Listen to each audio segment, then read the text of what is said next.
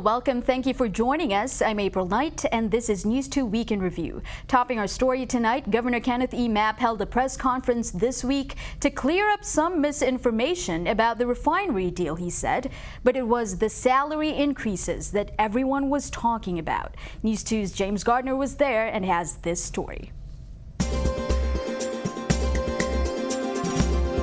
While correcting what he called misinformation that has been circulating about the government's partnership with ArcLight Capital and Lime Tree Bay Terminals, Governor Kenneth Mapp announced Monday that a portion of the revenue from the agreement would be put towards salary increases for government employees. At a press conference in St. Thomas, the governor announced that he had signed an executive order which goes into effect August 1st.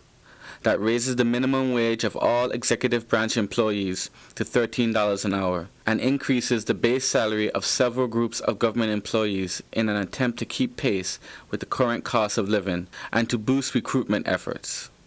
Today's executive order will now do the same thing in the public sector, moving the base wage of government workers in the public sector from $10.50 to $13. Taking into account what the salary was at $20,000 per year, and moving that wage to now would be $27,040, or again the concomitant accumulation of $3.39 per hour to round it off at $13. The governor also spoke about bumping up starting salaries for teachers up to $44,000. which some local American Federation of Teacher officials said is the same as what is offered to veteran educators with at least 8 years of experience. To remedy that, Mapp said Monday those situations will be fixed in upcoming collective bargaining negotiations. Here's a list of other government groups getting increases. Fire service recruits will enter with a salary of $33,000, moving up to $38,000. After completion of probationary period. Base salary for Bureau of Correction cadets will move up to $35,000, then to $40,000 after probationary period is completed. Registered EMT recruits will start at $35,159, intermediate recruits at $37,100, and paramedics at $41,140. Health Department environmental officers will start at $37,100. Planning and Natural Resources environmental officers will start at $33,000, then move up to $38,000 after a probationary period is completed. DLCA environmental officers will start at $33,000, then move up to $38,000 when the probationary period is completed. VIPD recruits will make $35,000 during their probationary period and $49,900 after completion. The Social Worker 1 position under Human Services will begin at $45,000. The Social Worker 2 position will begin at $49,555.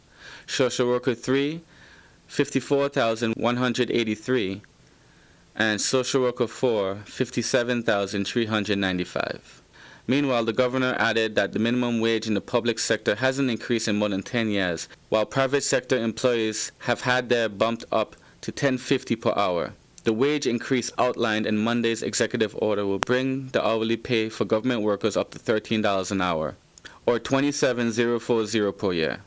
And the government said the economy and the refinery deal will help pay for the increases. All of these kinds of dollars coming into the economy in terms of the recovery are what is going to drive the revenues forward that are going to be able to sustain these raises and bring government workers on board that we need for positions that we're funding for which we're not getting them filled. For News 2, this is James Gardner. The governor also said a portion of the revenue will be put into the government employees' retirement system, adding that another 5 years of solvency to the system. Top Democrats visited the territory late over the weekend to follow up on hurricane recovery in the Virgin Islands. California Representative Nancy Pelosi was the headliner of that event. A few of the visiting House Democrats have ties to the Virgin Islands and Puerto Rico, including New York Representative Nydia Velázquez, who is from Puerto Rico, and New York Representative Gregory Meeks, whose wife is from Frederiksted. According to Pelosi, who is also House Minority Leader, they're here to get input from the community and get a first-hand look at the territory's recovery and to accelerate the release of funding from the federal government.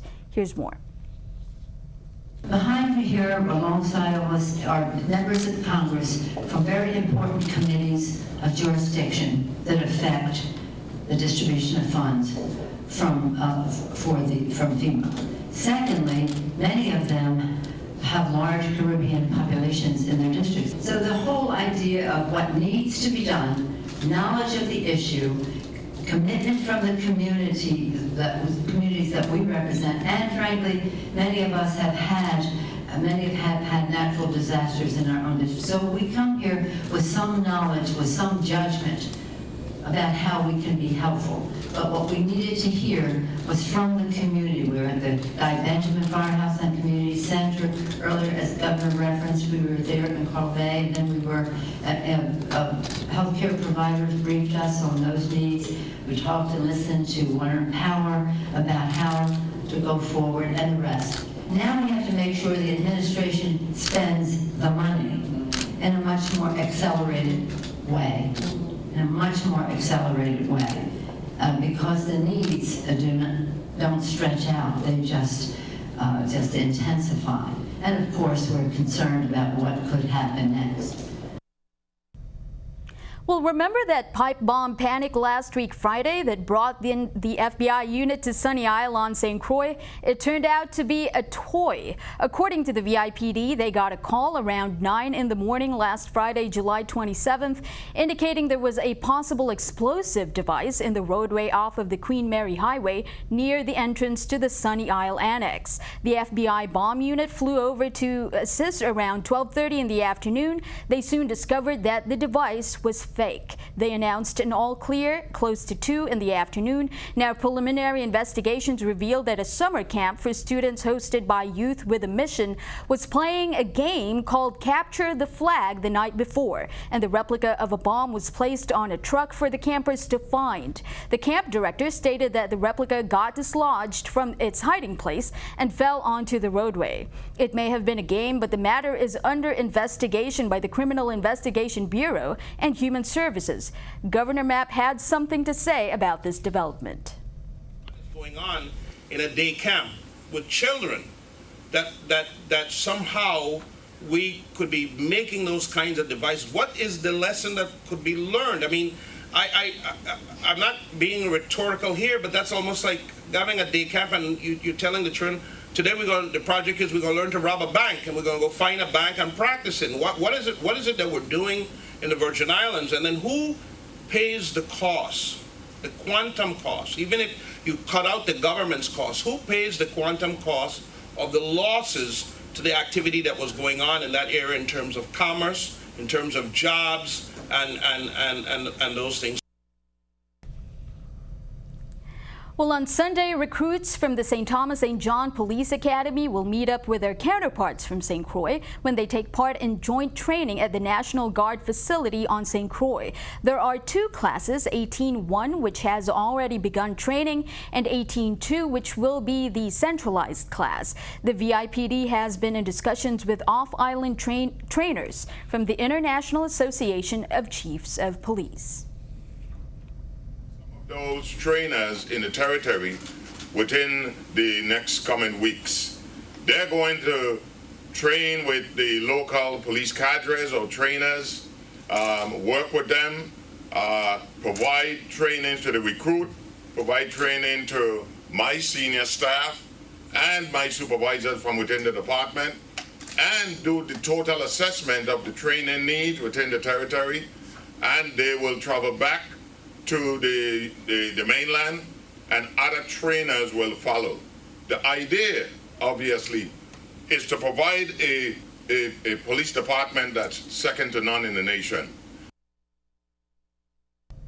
Saturday, August 4th is the primary elections. Don't forget to go to your polling stations. You can start voting as early as 7 in the morning, so keep that in mind if you want to beat the crowd. We're about to show you polling places on both districts. Please pay attention to the areas that these polling places serve. On St. Croix, your polling stations are right there on your screen. David Canagata Recreation Center, Juanita Gardine Elementary School, Ricardo Richards Elementary School, St. Croix Educational Complex, and Claude Claude O. Marco Elementary School. On St. Thomas and St. John, your polling stations are Charles W. Turnbull Library, Lockhart Elementary School, University of the Virgin Islands Sports and Fitness Center, and on St. John, the Julius Browse School. Again, make sure you get your polling stations right on Saturday, August 4th for the primaries. And if you have any questions, you can look for information on www.vivote.gov. Well, coming up next, highlights from the town hall meeting with the U.S. Secretary of Agriculture that drew farmers from all around the territory. We'll be right back.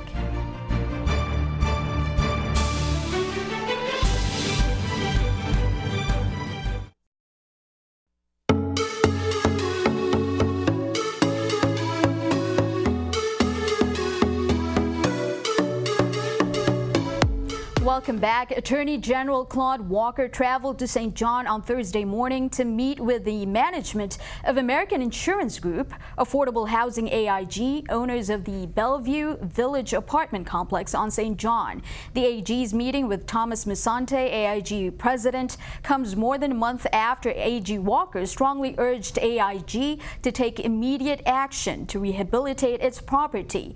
In his June 23rd letter, which he wrote after residents complained of having to live in units severely destroyed in last September's hurricanes, Mr. Walker directed AIG to immediately take action to rehabilitate these units to meet the standards of habitability. On Thursday, it looked like the process of fixing the units had begun. Very good meeting.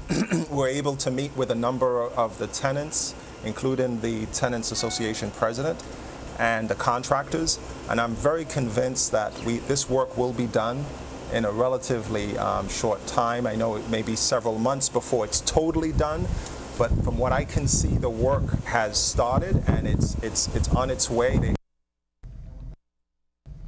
Well, some of the modular units for the Department of Education have arrived in the territory. Take a look.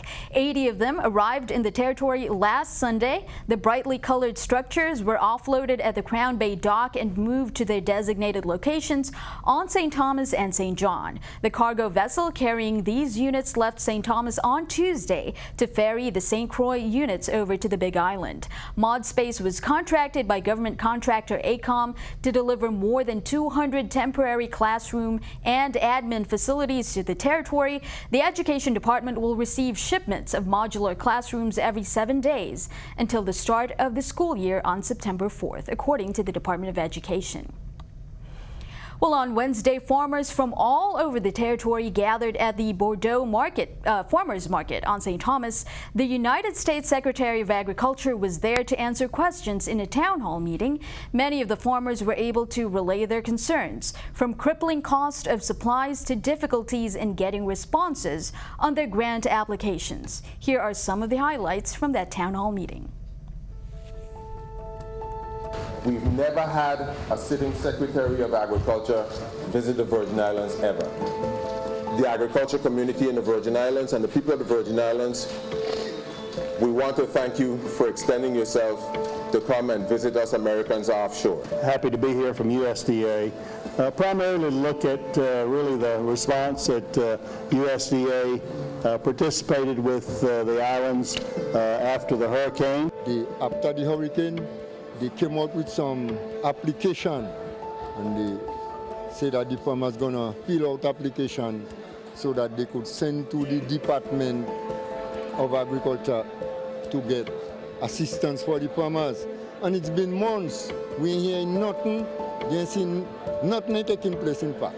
The USDA application that had been submitted, they have not received responses from. And his response was that the federal government's bureaucracy takes a long time.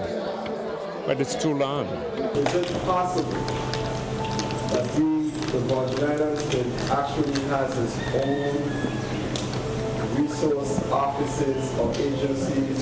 Obviously, that we've got to do a better job with some communication with the Commissioner's office or getting information here to farmers that are unaware of some of the programs. But to have a dedicated person here for the for USDA probably is unlikely. I just want to rather be honest with you than raising your hopes and not fulfilling those. I don't want to tell you. I benefited from the PIP program. But what I would like to see if it's possible, because I've heard this many a times. Many a times farmers have been awarded, they've been approved for the program.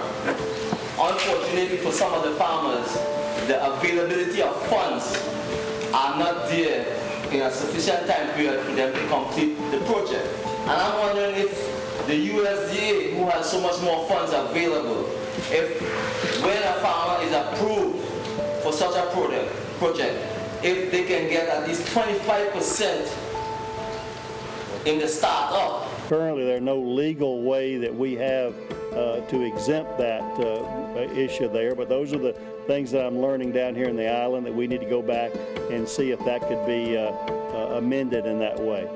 We've done everything we could here to, within the limit of the law that Congress sets in the Farm Bill, to allow us to do that. Now, some of the farmers that I've spoken to, one of the most important things to them is irrigation and the cost of water. Yes. Some of them say that sometimes water costs them thousands and thousands of dollars a month because they're not able to get them at a lower cost. They're getting them from WAPA, or sometimes their cisterns or wells aren't enough to supply their needs. What are your thoughts on, let's say, immediate relief for farmers when it comes to that issue? Well, one of the things that we're working on currently right now in Bordeaux is establishing a 100,000-gallon water cistern. In fact, I took the secretary to one of the areas where we're going to be putting that 100,000-gallon cistern. It's in Public Works. As we speak now, they're working through the details. The bids will be going out soon, and as soon as we can, we will get that built. We were working with the USDA to put another cistern, a 40,000-gallon cistern, in the Dorothea area, and we just got the plans again from USDA to put a cistern in Coral Bay. One of the specific things that was mentioned was that on our reimbursement rate on the EQIP program, we have a per item, say a per fence post or those kind of things, per fence, and sometimes the costs here are greater than we would allow for a reimbursement there. And those are the things we need to look at in a particular ecoculture here in the Virgin Islands, of how USDA can really, within the bounds of the law. Now, farmers are encouraged to apply for a relatively new program that is not a cost share. It's called the Wildlife and Hurricane Indemnity Program, or WHIP. You can go to the U.S. Department of Agriculture website for more information on that. Stick around. The VI Carnival Committee finds itself facing a possible defunding. Plus, you're used to AccuWeather forecast. That's coming up next.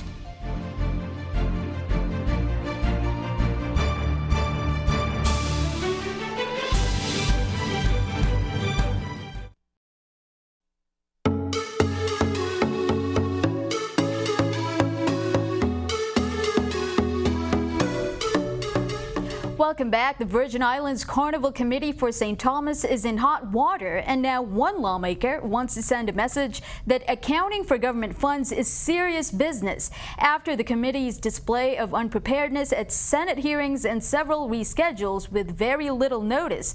Freshman Senator Janelle Sarot said she's working on legislation that would strip the VI Carnival Committee of its $500,000 funding every year and create a completely different division under the Department of Tourism that will centralize the management of not just St. Thomas Carnival, but St. John's and St. Croix as well.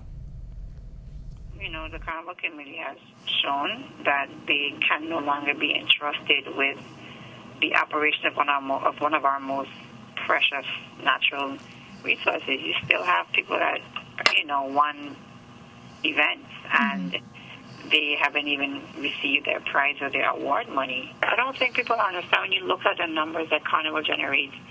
St. Martin and Jamaica, their carnivals are pretty much in line with ours. The clientele, people are leaving this island to head to Jamaica and to head to St. Martin for Carnival. When at one point we were like the pioneers of carnivals. That's our product. And the Department of Tourism's job their job will be to rebrand that product.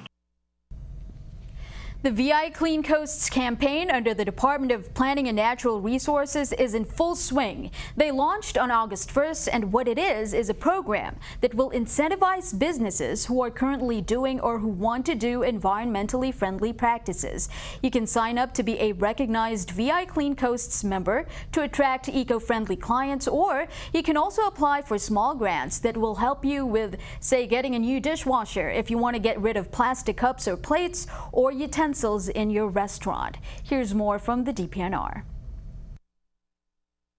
So VI Clean Coast is an eco certification that we are launching for the entire territory. I'm so excited. Okay. The only requirement to be a member or to be participating in VI Clean Coast is you have to get rid of expanded polystyrene or styrofoam. Right. That's our number one effort to start this program, which is a big one, I know. Yeah. Coastal Zone Management and DPNR will be offering grants. I will be accepting grant applications probably in the beginning of October is my tentative date. If you are a business that currently only uses plastic cups for all of your customers, but you want to switch to using glasses, but you know what, you don't have a reliable dishwasher, a possible application could be for a dishwasher for your property. We really hope that this will be a way that we can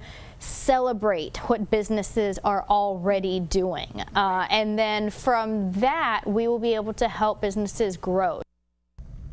Well, here's what the next week looks like with your News 2 AccuWeather forecast.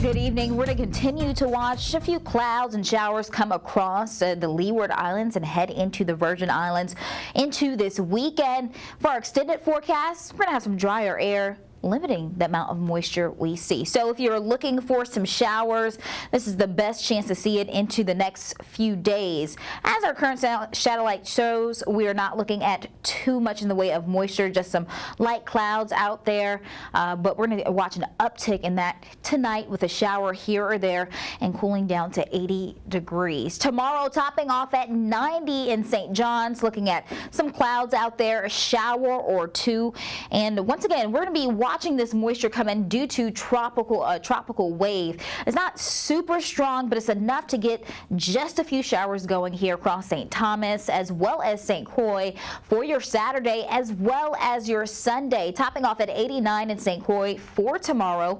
Some sun, clouds, and showers throughout the island. Now, as we head into the marine forecast, not much changing here either. No advisories in place. Waves running up to 2 to 4 feet. And winds out of the east 10 to 15 knots. That easterly wind is going to be the same one you see on the Caribbean side. Waves a little bit elevated here on the Caribbean side at 3 to 5 feet, but still no advisories or cautions in place for your marine forecast on Saturday. As we head into the extended forecast, once again, tropical waves, some more moisture for your Saturday and Sunday. Then it turns a little bit spottier as we head into your Monday. We're going to notice more drier air in the upper atmosphere. That's going to limit the amount of clouds and showers we see for Tuesday and Wednesday. So plenty of sunshine for your midweek forecast. Temperatures will be remaining pretty much the same in the lower 90s and upper 80s for your highs. Thank you for that, and that's it for our show tonight. Make sure you follow us on Facebook at News 2 or Instagram at TV2USVI. We want to hear from you, so tag us on any stories you want to see on the news or send us a message on Messenger. You can also email us at newsdirector@tv2.vi. Thanks again for joining us on News 2 Week in Review. I'm April Knight. We'll see you next time. Have a wonderful weekend.